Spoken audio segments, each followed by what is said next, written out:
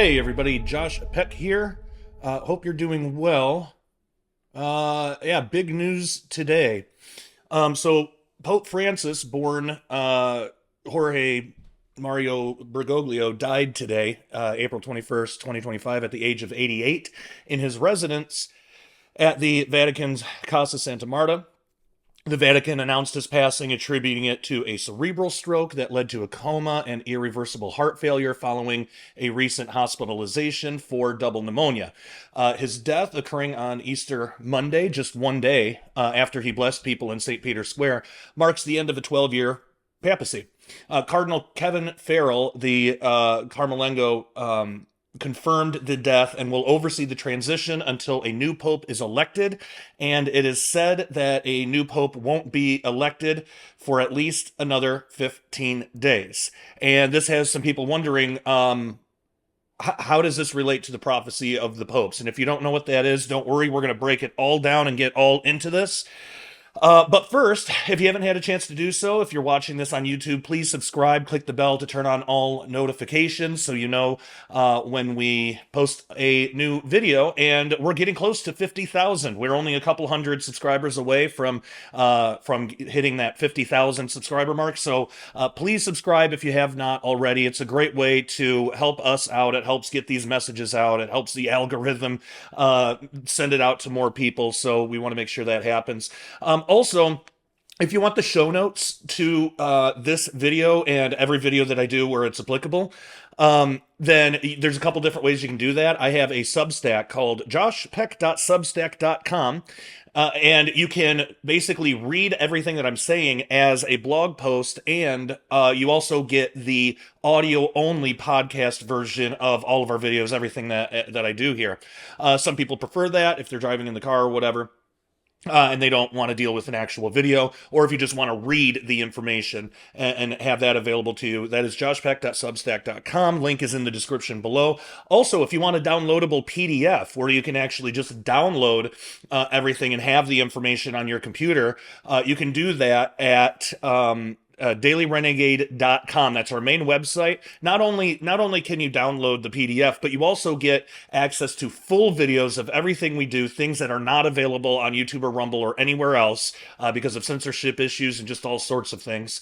And that is all available at dailyrenegade.com. We would love it if you'd come be a member and come join us, join the fellowship, join the conversation. We have a community page there where we can all talk freely without having to worry about censorship or anything like that. So dailyrenegade.com and joshpeck.substack.com, best places to go to get all of the information. All right, so all that being said, a few weeks ago, when Pope Francis became deathly ill, I released a video, a podcast, and a blog about what this means for a curious prophecy that Tom Horn and Chris Putnam wrote about in their book Petrus Romanus. The prophecy of the popes, attributed to Saint Malachy, a 12th century Irish archbishop, is one of the most intriguing and debated prophetic texts in Catholic history. It's a series of 112 cryptic Latin phrases, each describing a future pope, beginning with Celestine II in 1143, and it's been discussed for centuries. The prophecy concludes with a figure known as Petrus Romanus, or Peter the Roman, whose reign is said to coincide with the destruction of Rome and the Last Judgment. And if you never heard about it, don't worry about it. I'll break it all down here. So, let's look at some historical context and the origins. So, Saint Malachy was born in 1094 in Armagh, Ireland. He was a significant figure in the reform of the Irish Church, aligning its practices with those of Rome. Canonized in 1190, he was known for his piety, miracles, and prophetic gifts, including accurate predictions of events such as his own death in 1148. And according to tradition, Malachy visited Rome in 1139 to meet Pope Innocent II, and during that visit, he experienced a vision of the future popes. He recorded these visions as a sequence of short, enigmatic Latin phrases, which he allegedly entrusted to the Pope. However, the prophecy remained unknown until its publication in 1595 by Benedict monk Arnold Wion in his book Legum Vitae, where he attributed it to Malachi. Now, just so we can look at both sides of this issue, because I don't want to only tell one side and not make you aware of the other, there are some criticisms of this out there. So the late emergence of the text over 400 years after Malachi's death raises significant doubts about its authenticity, to some people. Critics, including modern scholars and Catholic theologians, argue that the prophecy is a 16th century forgery, possibly created to influence the papal conclave of 1590. The mottos describing the popes before 1590 are notably precise, even aligning closely with their names, birthplaces, or coat of arms, while those after 1590 seem to be more vague and require some more creative interpretation. So, for instance, the prophecy's accuracy up to 1590 might suggest it was written with hindsight, possibly to promote a specific candidate, such as Cardinal Girolamo Simoncelli during that conclave. Additionally, Saint Bernard of Clairvaux, Malachi's contemporary biographer, makes no mention of the prophecy, and that further fuels skepticism. But despite those concerns, supporters argue that the prophecy's rediscovery after centuries in the Vatican archives explains its absence from earlier records, and its continued relevance stems from its perceived accuracy in describing later popes. So I just wanted to make sure we get both sides of that. There's a lot of supporters of it, but just so you know, just so you're aware, there are some criticisms as well. Okay, so let's look at its actual structure. The prophecy of the popes consists of 112 Latin mottos, each intended to symbolize a pope, or in some cases, anti-popes, from Celestine II to the final pope, Petrus Romanus. The phrases are typically brief and symbolic, referencing a pope's name, birthplace, family crest, or significant events during their reign. So, for example, the motto for Celestine II, which was from 1143 to 1144, is Ex Castro Tiberis, or from a castle on the Tiber, which aligns with his birthplace in Città di Castello near the Tiber River. The prophecy's final entry for the 112th Pope, this is what everybody is mostly interested in, reads this. This is how it reads. In the final persecution of the Holy Roman Church, there will reign Peter the Roman, who will feed his flock amid many tribulations, after which the seven-hilled city will be destroyed, and the dreadful judge will judge the people, the end. So this apocalyptic tone has led some to associate the prophecy with end-time scenarios, though the Catholic Church has no official stance on its validity and actually cautions against using it to predict the apocalypse. And that also could be because a lot of people believe the final pope will be the false prophet, and they probably don't want to have connections with that, obviously. Hey, everyone. Concerning the economically unstable times that we live in, it is a great idea to convert some of your savings into real money. Now, there is a big difference between real money and what we call money, which is actually currency. So our dollar is currency, which fluctuates. Real money, like silver, is a store of value over time. The best way to think of it is like this. If you had saved $1,000 in cash back in the late 60s, the late 1960s, that $1,000 would still be $1,000 today, but it would buy you significantly less today due to inflation. Now, if you saved that same $1,000 in silver back in the 1960s, it would be around $28,000 today. So one of the best ways to protect your purchasing power is in real money, more specifically, silver. Now, you can buy and have the metal shipped discreetly to your door, and what most people don't know is that you can actually convert your IRA or even your 401k into physical silver rather than having all your life savings tied up in the paper fiat system, which is, of course, subject to hyperinflation. So go to dailyrenegade.com right now and click on the Cornerstone Asset Metals banner and sign up to get your free silver report. One of the financial experts will speak with you and find out the best way to protect your savings going forward in these uncertain times. You can also click on the link in the description below that goes directly to cornerstoneassetmetals.com. Make sure you tell them that Josh Peck at Daily Renegade sent you. It is time to stop trusting the evil beast financial system of the world and protect your assets today. So let's look at some of the recent popes and their alleged fulfillments. Here's a few examples of how recent popes have been linked to their respective mottos in the prophecy of the popes, based on interpretations by scholars and prophecy enthusiasts. And again, you can have all this information from the if you want it in written form, so you can keep it. The links in the description below will take you there. So Pius X from 1903 to 1914. His Latin phrase was ignis ardens, or burning fire. So Pius X, known for his fervent spirituality and efforts to renew the church, is associated with the motto ignis ardens. His papacy was marked by a passionate defense of Catholic doctrine against modernism, and his canonization in 1954 underscores his fiery zeal for reform. So the motto is seen as a reflection of his intense devotion and leadership style. Then you got Pius the 12th, 1939 to 1958, Pastor Angelicus, or Angelic Shepherd.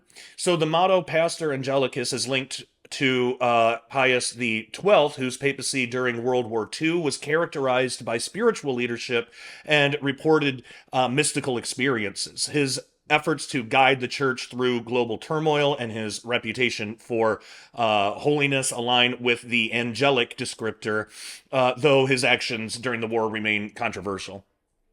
You have John the 23rd, 1958 to 1963, Pastor et Nauta, or Shepherd and Sailor. So John the 23rd's motto, Pasta et Nauta, is one of the most cited hits in the prophecy.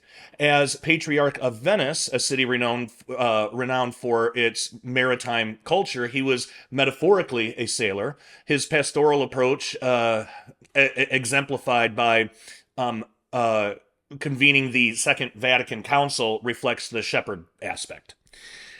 Paul VI, 1963 to 1978, his phrase was flos florum, or flower of flowers.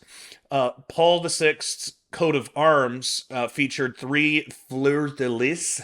Sorry, I don't know how to pronounce these things, but it's a symbol associated with flowers, particularly lilies. And the motto flos florum is interpreted as a direct reference to this heraldic emblem. His papacy, which navigated the church through post-Vatican II era, is seen as a period of delicate yet resilient leadership akin to a flower. John Paul I, 1978, that's De Meditate Lunae, or of the half moon. So John Paul I's brief 33-day papacy is linked to De Mediate Lunae. He was elected on August 26, 1978, during a half-moon phase, and his birth name, Albino Luciani, evokes white light, possibly alluding to the moon. The Diocese of Belluno, where he was born, means beautiful moon, further tying him to the motto. And then the brevity of his reign, only 33 days, adds another layer to this interpretation. John Paul II, 1978 to 2005, his Latin phrase was De Labore Solis, or from the toil of the sun. John Paul II's motto, De Labore Solis, is associated with his birth on May 18th, 1920, during a solar eclipse. His global travels, likened to the sun's journey across the sky, and his Polish origins from the east, where the sun rises, reinforce the connection, and his effort to spread the gospel align with the toil imagery. Then you have Benedict the 16th, 2005 to 2013, Gloria Olivae, or Glory of the Olive. The motto Gloria Olivae is linked to Benedict the 16th through the Benedictine order, which has a branch called the Olivitans, and the olive branch as a symbol of peace. Now, Here's where it gets a bit tricky. So all of those are just a few of the more recent ones with their prophecy and how they were fulfilled. But this is where it gets a little tricky. For a number of reasons, some have noted that the next pope, the one after Benedict, the one who just died, Pope Francis, wasn't a legitimate pope. And we'll get into that in a little bit. But let's look. Let's look at his prophecy, excuse me. Let's look at his prophecy to see if there's a connection to Peter the Roman. So the last one, Francis, 2013 to 2025, Petrus Romanus, or Peter the Roman. So Pope Francis, the current pope as of April 2025, is often associated with the final motto, Petrus Romanus. So born Jorge Mario Bergoglio in Argentina, he has no direct connection to Rome by birth, but his Italian heritage, his parents were Italian immigrants, and his role as Bishop of Rome, the Pope's title, are cited as fulfilling the Roman aspect. The name Francis, inspired by Saint Francis of Assisi, whose father was named Pietro or Peter, provides another link to the Peter thing. And then remember too the prophecy of Peter the Roman. This is again what it reads. Oops. Okay, sorry about that. This is again what it reads. In the final persecution of the Holy Roman Church, there will reign Peter the Roman, who will feed his flock amid many tribulations, after which the seven-hilled city will be destroyed and the dreadful judge will judge the people. The end. So if Francis was Peter the Roman, the prophecy says that he will reign, then after that, after which, sometime, the seven-hilled city will be destroyed and the dreadful judge will judge the people. It doesn't say how long after, but presumably it would be before another pope could be put in place, I would suppose, but we don't know for sure. It doesn't say. But what if Francis was never legitimate to begin with and was, in a sense, just a placeholder?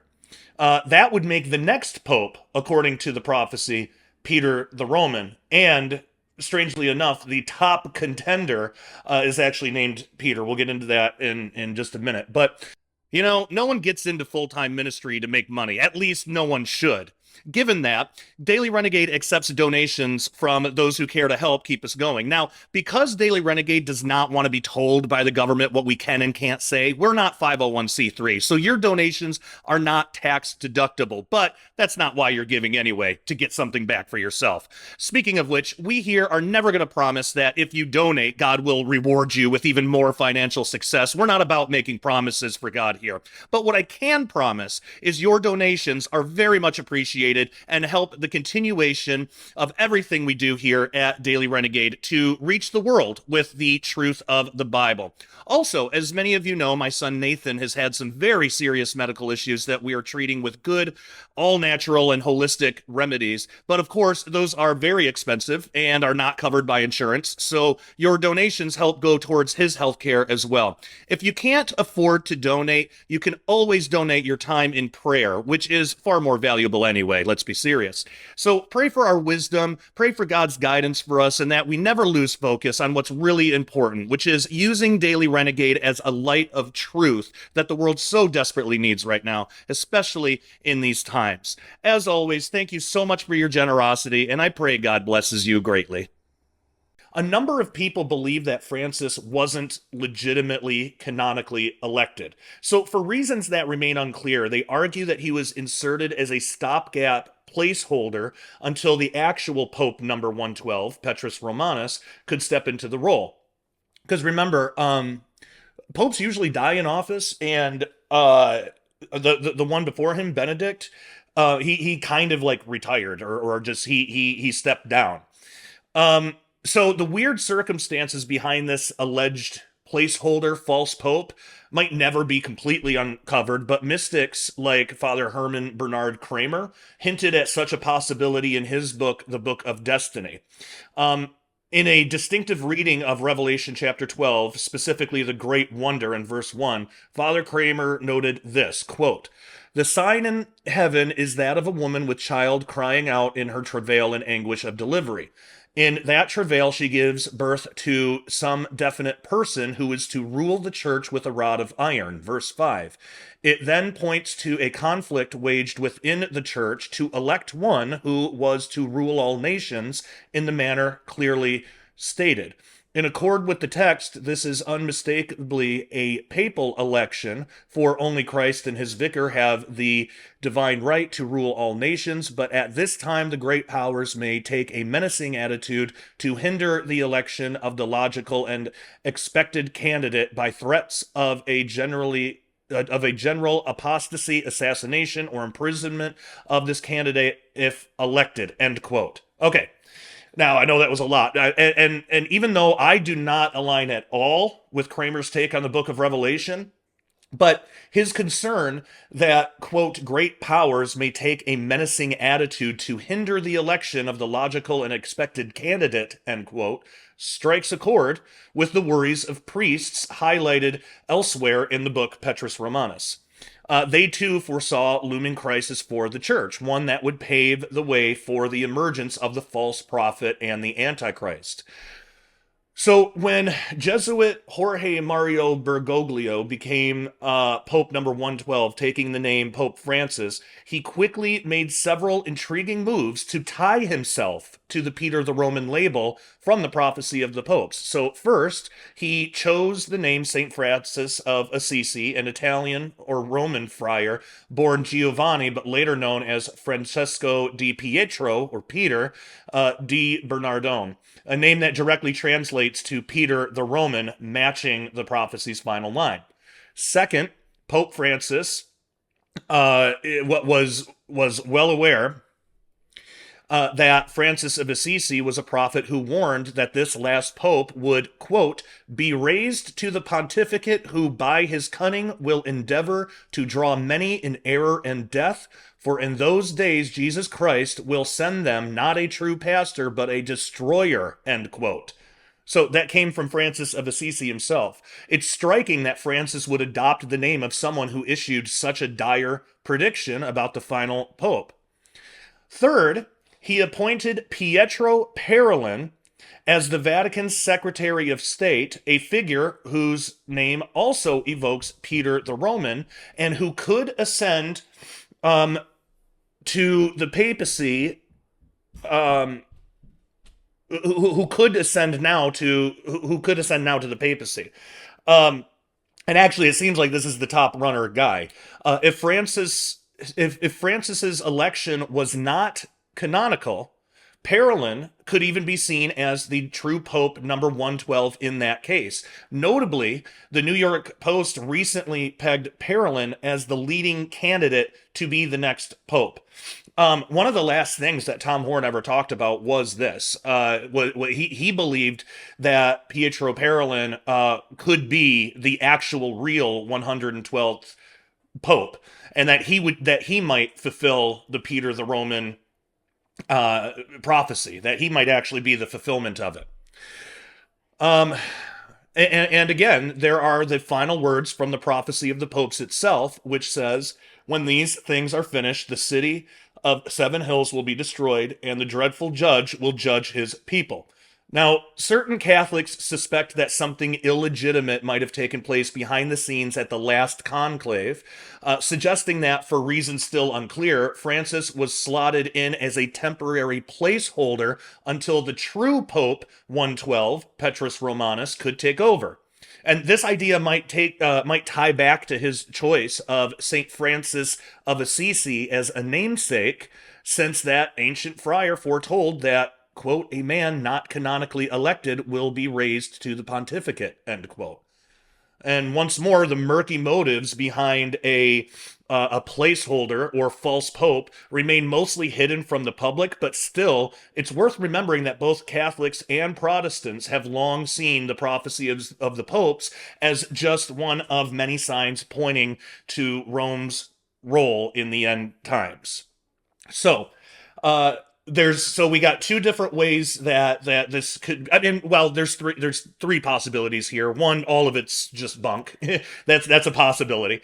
But if it is true, then we have two possibilities on how this could play out. it says sometime after Peter the Roman, like it says Peter the Roman's reign, and then it says after that the great judge and all this stuff will happen. So it doesn't say how long after, if it's directly after. So it could be if he was Petrus Romanus, if he actually, if Francis actually was Peter the Roman, it could be that just sometime after that, that's when all this stuff is going to happen.